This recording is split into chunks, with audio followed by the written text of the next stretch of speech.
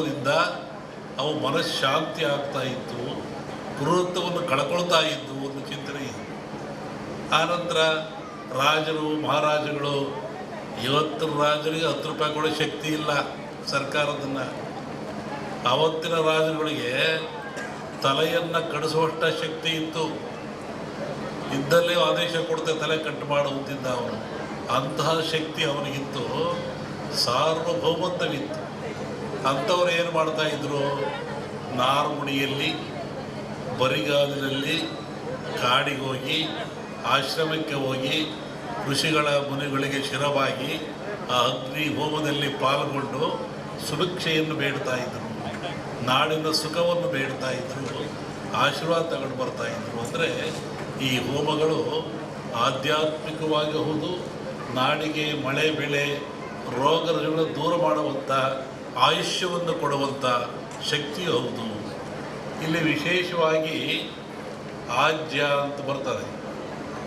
ಆಜ್ಯ ಅಂದರೆ ತುಪ್ಪ ಅಂತೇಳಿ. ನಾನು ಬರ್ತಾ ಬೆಳಿಗ್ಗೆ ಆಗಲೇ ಹೇಳ್ತಾ ಇದ್ದೆ, ನಮ್ಮ ಹತ್ರ ಬಂದಾಗ ಯಾವುದನ್ನು ಆಜ್ಯ ಅಂತ ಕರಿತೀವಿ, ಆಜ್ಯದ ಮಹತ್ವವೇನು? ಹಾಲು ಕರಿತೀರ ನೀವು, ಹಾಲನ್ನು ಕರಿತೀರ, ಅದರ ಆಯುಷ್ಯ ಎಷ್ಟು? ಹಾಲಿನ ಆಯುಷ್ಯ, ಹಾಲು ಕರೆದ ಹಾಲಿಗೆ ಆಯುಷ್ಯ ಎಷ್ಟು? 12 ಗಂಟೆ. ಹಾಲು ಕರೆದ 12 ಗಂಟೆ ಮೇಲೆ ಅದು ಕೆಟ್ಟು ಹೋಗ್ತದೆ, ಅದು ಹಾಳಾಗಿ ಹೋಗ್ತದೆ, ಉಪಯೋಗ ಬರೋದಿಲ್ಲ. ಮನುಷ್ಯ ಭಾಳ ಬುದ್ಧಿವಂತ. ಈ ಹಾಲನ್ನು ಕೆಡದಂಗೆ ಇಟ್ಕೊಂಡು ನಾನು ಉಪಯೋಗ ಮಾಡಬೇಕು ಅಂತಾನೆ. ಅವನೇನು ಮಾಡ್ತಾನೋ, ನೀವೇನು ಮಾಡ್ತೀರಿ? ಬೆಂಕಿ ಹಾಕ್ತೀರಾ, ಅಂದರೆ ಹಾಲನ್ನು ಕಾಸ್ತೀರಾ. ಹಾಲನ್ನು ಕಾಸ್ತೀರಾ, ಕೆಂಪು ಕಾದ ಮೇಲೆ ಆರಿಸಿ ಅದಕ್ಕೆ ಹೆಪ್ಪಾಕ್ತೀರಾ, ಹುಳಿ ಹಾಕ್ತೀರಾ. ಅದೇನಾಯಿತು? ಮೊಸರಾಯಿತು. ಹಾಲಿನ ಆಯುಷ್ಯು 12 ಗಂಟೆ, ಮೊಸರಾದ ಕೂಡಲೇ 24 ಗಂಟೆ. ಯಾತ್ರಿಂದ ಆಯಿತು? ಬೆಂಕಿಯ ಸಂಸ್ಕಾರದಿಂದ ಹಾಲು ಹೆಪ್ಪಾಗಿ ಮೊಸರಾಯಿತು. ಮೊಸರು 24 ಗಂಟೆ ಇರ್ತದೆ. ಹತ್ತೇನಾಯಿತು? ಅದಕ್ಕೆ ಮಂಥನ ಮಾಡಿದ ಮನುಷ್ಯ, ಕಡದ, ಅದಕ್ಕೆ ಚಲೆಯನ್ನು ಕೊಟ್ಟ. ಆವಾಗ ಬೆಣ್ಣೆ ಆಯಿತು, ಮಜ್ಜಿಗೆ ಆಯಿತು. ಬೆಣ್ಣೆ ಆಯುಸ್ಸೆಷ್ಟು? ಮಜ್ಜಿಗೆ ಆಯುಸ್ಸೆಷ್ಟು? ಮಜ್ಜಿಗೆ ಆಯಸ್ಸು 2 ದಿನ. ಒಂದಿನ ಸಿಹಿ ಮಜ್ಜಿಗೆ ಅಂತಾರೆ, 2ನೇ ದಿನ ಹುಳಿ ಮಜ್ಜಿಗೆ ಅಂತಾರೆ. ಹುಳಿ ಮಜ್ಜಿಗೆಯನ್ನು ಅನೇಕ ರೀತಿಯ ಕಾಯಿಲೆಗಳು ಉಪಯೋಗ ಮಾಡ್ತಾರೆ, ಪ್ರಾಣಿಗಳಿಗೆ ಎಲ್ಲದೂ. ಈ ಬೆಣ್ಣೆ ಆಯುಸ್ಸೆಷ್ಟು? ಈ ಬೆಣ್ಣೆ ಆಯುಸ್ಸು 1 ವಾರ. ಇದನ್ನು ನವನೀತ ಅಂತ ಕರೀತಾರೆ. 9 ಕಾಯಿಲೆಗಳನ್ನು ಹುಷಾರು ಮಾಡತಕ್ಕಂಥ ಶಕ್ತಿ ಇದು ಬೆನ್ನೆ ಇರ್ತದೆ. ಬೆನ್ನೆಲ್ಲಿ ಹೆಂಗೆ ಬಂತು? ಬೆಣ್ಣೆಯಲ್ಲಿ ಹೆಂಗೆ ಶಕ್ತಿ ಅಂದರೆ, ಹಸು ಹಾಲಂತ ಹುಲ್ಲಂತ ತಿಂತದೆ, ಗಿಡಮೂಲಿಕೆ ಅಂತ ತಿಂತದೆ, ಕಾಡಿಗೆ ಹೋಗ್ತದೆ, ನಡೆದಾಡ್ತದೆ. ಆ ತಿಂದು ಬಂದು ಹಾಲನ್ನು ಕೊಡ್ತದೆ. ನೀವು ಮೊಸರು ಮಾಡಿ ಎಪ್ಪಾಕಿ ಬೆಣ್ಣೆ ಮಾಡಿರಿ. ನೋಡಿ, ಇಲ್ಲೂ ಗಿಡಮೂಲಿಕೆ ಬಂತು, ಹಸುವಿನಲ್ಲಿಯೂ ಸಹ ಗಿಡಮೂಲಿಕೆ ಬಂತು. ಆ ಹುಲ್ಲನ್ನು ತಿನ್ನುವುದರಿಂದ ಅದು ಬೆಣ್ಣೆ ಹಾಲು ಪರಿವರ್ತನೆ ಆಯಿತು. ಈ ಬೆಣ್ಣೆ 1 ವಾರ ಆದಮೇಲೆ ಮತ್ತೇನು ಮಾಡ್ತಾನೆ ಮನುಷ್ಯ? ತುಪ್ಪ ಮಾಡ್ತಾನೆ. ಅದನ್ನು ಕಾಸಿ ಅದಕ್ಕೆ ತುಪ್ಪ ಮಾಡ್ತಾನೆ. ತುಪ್ಪದ ಆಯಸ್ಸು ಎಷ್ಟು? 100 ವರ್ಷ. ನೋಡಿ, 12 ಗಂಟೆ ಹಾಲು ಸಂಸ್ಕಾರದಿಂದ ಏನಾಯಿತು? ತುಪ್ಪು ಆಯಿತು. ಅದರ ಆಯುಷ್ಯು 100 ವರ್ಷ. ಕ್ರೂರವಾದ ಪ್ರಾಣಿಗಳಿರ್ತವೆ. ಆ ಪ್ರಾಣಿಗಳು ಸಹಿತ ಮನುಷ್ಯನನ್ನು ಹಿಂಸೆ ಮಾಡಲ್ಲ. ಈ ಯಜ್ಞ ಮಾಡೋದ್ರಿಂದ, ಹೋಮ ಮಾಡೋದ್ರಿಂದ, ಆ ಬಂದ ಧೂಮದಿಂದ ಮನಸ್ಸು ಪರಿವರ್ತನೆಯಾಗಿ ಶಾಂತ ಸ್ವಭಾವಕ್ಕೆ ಬರ್ತವೆ. ಆವಾಗ ಮನುಷ್ಯನೊಂದಿಗೆ ಅವು ಸ್ನೇಹಿಗಳಾಗ್ತವೆ. ಅನೇಕ ಕಥೆಗಳನ್ನು ಕೇಳಿದ್ದೀವಿ. ಸ್ವಾಮಿಗಳಿದ್ದರು, ಅಲ್ಲಿ ಹುಲಿ ಬರ್ತಾ ಇತ್ತು, ಸಿಂಹ ಬರ್ತಾ ಇತ್ತು, ಹುಲಿ ಮೇಲೆ ಸ್ವಾಮಿಗಳು ಹೋಗ್ತಾ ಇದ್ದರು.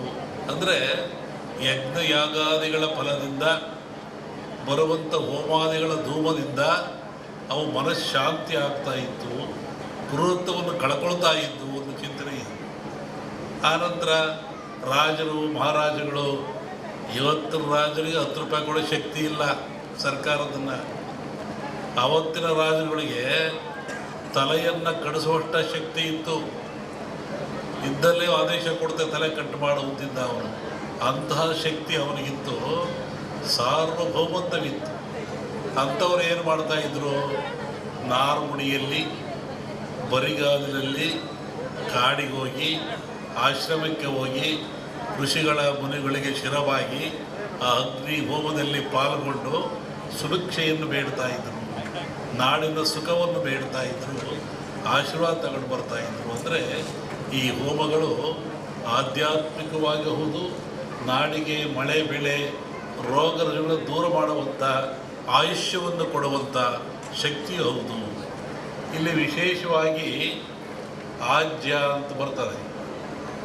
ಆಜ್ಯ ಅದು ತುಪ್ಪ ಅಂತೇಳಿ ನಾನು ಬೆಳಿಗ್ಗೆ ಆಗಲೇ ಹೇಳ್ತಾ ಇದ್ದೆ ನಮ್ಮ ಹತ್ರ ಬಂದಾಗ, ಯಾವುದನ್ನು ಆಜ್ಯ ಅಂತ ಕರಿತೀವಿ, ಆಜ್ಯದ ಮಹತ್ವವೇನು? ಹಾಲು ಕರಿತೀರ ನೀವು,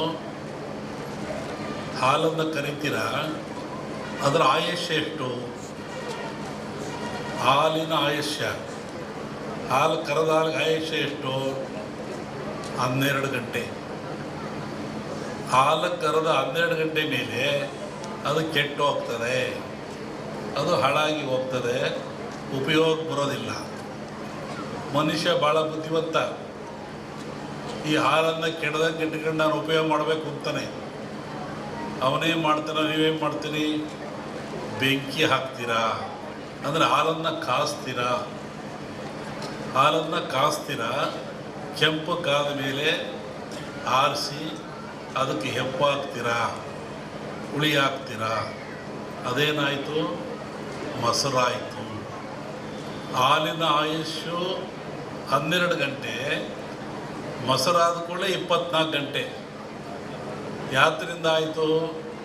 ಬೆಂಕಿಯ ಸಂಸ್ಕಾರದಿಂದ ಹಾಲು ಹೆಪ್ಪಾಗಿ ಮೊಸರಾಯಿತು. ಮೊಸರು 24 ಗಂಟೆ ಇರ್ತದೆ.